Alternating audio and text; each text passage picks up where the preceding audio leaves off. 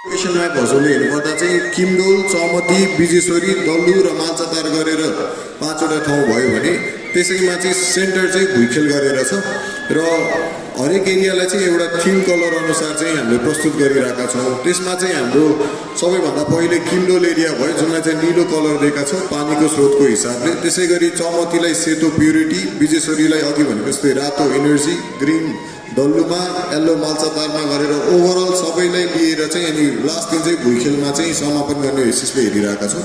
हजुरले यो ब्यानर त अब हरेक टोलमा देख्नु नै भएको होला। यसमा चाहिँ कुन दिनमा कतानिर चाहिँ यो महोत्सव हुँदैछ भनेर चाहिँ अब धेरैजनाले चाहिँ अहिलेसम्म पनि सायद एकै ठाउँमा भइरहेको छ भनेर कतिले ठानिराख्नु भएको छ। तर यसलाई अझै पनि हामीले डिजिटल थ्रुबाट धेरै प्रमोसन्सहरू गरि नै रहेका छौँ र यसपालिको महोत्सव हरेक दिन फरक फरक क्षेत्रमा गएर चाहिँ गर्दैछौँ हामीले। जस्तै वैशाख 12 गतेतिर चाहिँ हामीले यो निलो जोन किमडोल एरियामा गर्दैछौँ। त्यहाँबाट गएर 13 गते व्हाइट जोन भनेर चमतीलाई चाहिँ सेन्टर पारेर गरिरहेका छौँ। त्यसै गरी रेड एरिया भनेर चाहिँ हामीले बिजेश्वरीमा गर्दैछौँ अनि ग्रिन एरिया भनेर डल्लु र येल्लो एरिया भनेर चाहिँ मालचातारमा चाहिँ 16 गते गर्दैछौँ र बाँकीको 3 दिन 17, 18 र 19मा चाहिँ 17 गते धर्मचक्र पार्कमा, 18 गते बुद्ध जयन्ती भएको बेसिसमा चाहिँ हामीले बुद्ध जयन्ती अब स्वयं नै एउटा इभेन्ट भएकोले चाहिँ त्यो दिन चाहिँ सबै ठाउँमा त्यसै पनि कार्यक्रमहरू भइ नै रहेको हुन्छ। सो त्यो हुँदा चाहिँ सो दिनमा चाहिँ कुनै पनि स्टेज कार्यक्रमहरू चाहिँ हामीले राखेका छैनौँ। त्यसपछि लास्टको 19 गते शनिबार चाहिँ हामीले फेरि भवन पौमै नै क्लोजिङ गर्ने भनेर भनेका छौँ। सो यो इभेन्टमा चाहिँ के हुँदैछ त भन्ने यसमा चाहिँ हामीले अब यही हेरिटेज साइडहरूलाई चाहिँ हाइलाइटमा ल्याउने, त्यहाँबाट गएर लोकल फुडहरूको स्टल्सहरू हुने भइ नै हाल्यो। स्टल्स भन्दा पनि हामीले सकेसम्म चाहिँ यताको स्थानीय पसलहरूलाई नै प्राथमिकता दिएर त्यहीँलाई नै हाइलाइट गरौँ भनेर हेरिरहेका छौँ। त्यसपछि गएर अहिलेसम्मै नभएको हाम्रो चाहिँ स्वयम्भू टक भनेर चाहिँ एउटा प्यानल डिस्कसन सेक्सन छ। 3 दिन चाहिँ यो होल इभेन्टभरिमा 3टा चाहिँ प्यानल डिस्कसन छ। एउटा स्वयम्भू आफैमा भयो, त्यहाँबाट गएर सोवा भगवती र लकतीर्थ गरेर चाहिँ 3टा चाहिँ प्यानल डिस्कसन्स पनि छ यही इभेन्टभरिमा। त्यहाँबाट गएर स्टेज पर्फर्मेन्सहरू त भइ नै हाल्यो, सँगै लाइभ आर्ट डेमोन्स्ट्रेसन्सहरू अनि अब बच्चाहरूलाई इन्गेज गर्नलाई साइनोको वर्कसपहरू पनि अभाइलेबल छ।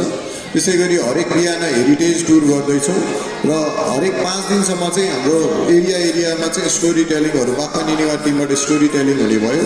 त्यसै गरी क्यालिग्राफीबाट चाहिँ रञ्जना लिपिको वर्कसपहरू छ। त्यहाँबाट गएर हाम्रो कभर हल पनि छ 15वटामै, ओलम्पिक हल छ, त्यतानिर स्पोर्ट डेमोन्स्ट्रेसन्सहरू छ। सँगसँगै इन्टरेक्टिभ गेम्स भनेर चाहिँ पुराना गेम्सहरूलाई चाहिँ हामीले हाइलाइटमा ल्याउन खोजिरहेको छ। जस्तै यही स्वयम्भू महोत्सवमै बाघचाल भन्ने गेम पनि छ जुन अब धेरै भइसक्यो, कतिलाई आइडिया नै छैन नखेलेको, त्यो पनि हामीले यसैमा राखिरहेका छौँ। त्यसै गरी कम्युनिटी सर्भिस भनेर हेल्थ क्याम्पहरू भयो। त्यहाँबाट गएर ट्रेजर हन्ट भन्ने छ। अब ट्रेजर हन्ट भनेको कतिलाई थाहा नहोला, यसमा चाहिँ हामीले हरेक क्षेत्रमा चाहिँ एउटा हाइलाइट पोइन्टहरू हालेका छौँ जहाँ चाहिँ कोही मान्छे गएर चाहिँ त्यहाँ के छ त भन्ने हिसाबले चाहिँ त्यहाँ चाहिँ उहाँहरूलाई गतिविधिहरू गराएर चाहिँ एउटा प्राइज डिस्ट्रिब्युसन बेसिसले चाहिँ गेम पनि खेलाउँदैछौँ। त्यसै गरी फेस पेन्ट भयो र एक्जिबिसन्सहरू भयो। सो अब हरेक दिन छुट्टै ठाउँमा यो एक्टिभिटिजहरू हरेक दिन ट्रान्सफर हुँदै जान्छ र त्यहीँको लोकालिटी थिम अनुसार चाहिँ त्यो गतिविधिहरू चाहिँ हामीले राखिदिएका छौँ त्यतानिर। जस्तै पहिलो दिन वैशाख 12 गते चाहिँ किमडोलमा छ। सो किमडोलमा चाहिँ हाम्रो ओपनिङ हुँदै भएको बेसिसले चाहिँ अघि हाम्रो ओलाज्यूले भन्नुभएको जस्तै हामी चाहिँ 10:30 बजे भवन पौमा भेला हुन्छौँ र भवन पौमा भेला भएर बिजेश्वरी हुँदै डल्लु हुँदै किमडोलमा आउँछौँ र किमडोलमा पुग्दा लगभग 12:30 जति बज्छ होला हाम्रो अनुमानित।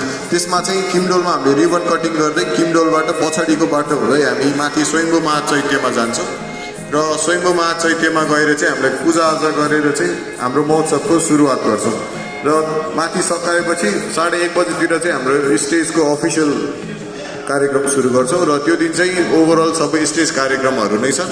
त्यो बाहेक त्यो दिन एडिसनल भनेको हाम्रो माथि स्वयम्भू महाचैत्यको युवा टिमबाट माथि स्वयम्भू महाचैत्यतिर नै एक्जिबिसन्सहरू छ। त्यहाँबाट गएर सँगसँगै मूर्तिकारहरूको प्रदर्शन, थाङ्का पेन्टिङ अनि सँगसँगै गएर चाहिँ डकुमेन्टेसनको पनि भिजुअल वाइज चाहिँ माथि प्रदर्शन हुँदैछ स्वयम्भूमा। त्यसै गरी यो दिन स्टेज कार्यक्रम गरेर अन्तिममा त्यही हामीलाई चाहिँ इभेन्टलाई हरेक दिन चाहिँ 8 बजेसम्म टाइम दिएको छ। सो हामीले हरेक कार्यक्रम चाहिँ 8 बजेसम्म सकाउने टाइमिङ हिसाबले चाहिँ हाम्रो प्रोग्रामहरू सेड्युल गरिदिएका छौँ।